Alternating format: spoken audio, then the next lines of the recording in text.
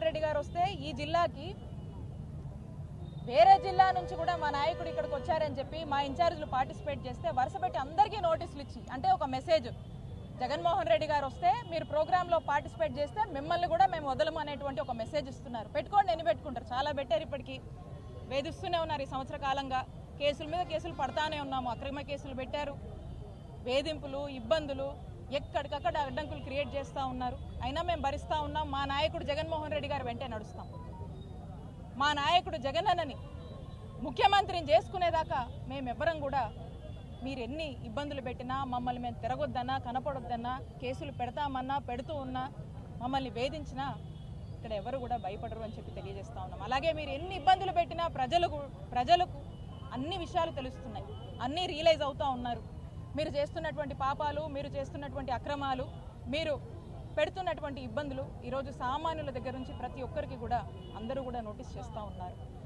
ఇది ఎంతలా వచ్చిందంటే ఏదో ఒక సబ్జెక్ట్ని ఎంచుకోవటము, దానికి ఏదో ఒక స్కామ్ అని పెట్టడము, దాని చుట్టూ ఒక కథ అల్లడము, సిస్టమేటిక్గా దాన్ని డెవలప్ చేయడము, ప్లాన్డ్గా కొంతమందిని అనుకొని దాంట్లో ఫిక్స్ చేయడము, ఇక ఫిక్స్ చేసి ఇబ్బందులు పెట్టడము, అక్రమ కేసులు కట్టడము, అరెస్టులు చేయడము, జైలు దాకా ఈడ్చడము, ఇదే నడుస్తూ ఉంది. ఏంటంటే దీని పేరు చెప్పారు కదా వాళ్ళే, చంద్రబాబు నాయుడు గారు, లోకేష్ గారు చెప్పారు కదా గతంలోనే, ఏమని రెడ్ బుక్ అని చెప్పారు.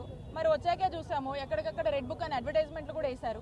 మరి అదే చేస్తూ ఉన్నారు. ఈ సంవత్సర కాలంగా ఏం చేశారంటే మేము చెప్పాం కదా, మేము అడ్వర్టైజ్మెంట్ వేసాం కదా, అదే అమలు చేస్తున్నామన్నారు. ప్రజలు కూడా చూస్తూ ఉన్నారు. ఆ రెడ్ బుక్ అమలు చేసేది ఈరోజు పీక్స్లోకి చేరిపోయి నిన్న చూసాం మిథున్ రెడ్డి గారు అరెస్ట్ దాకా కూడా వచ్చింది.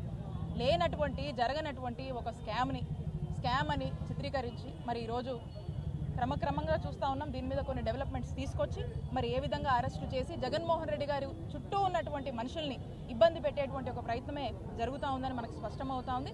కానీ మేము చెప్తా ఉన్నాము, ప్రజలకు ఒక చక్కటి ట్రాన్స్పరెంట్గా ప్రతి ఒక్క పాలసీ తీసుకురావడం కానీ, వెల్ఫేర్ని అందించడం కానీ, అభివృద్ధి చేయడంలో కానీ జగన్మోహన్ రెడ్డి గారి ప్రభుత్వం చాలా ట్రాన్స్పరెంట్గా పనిచేసింది.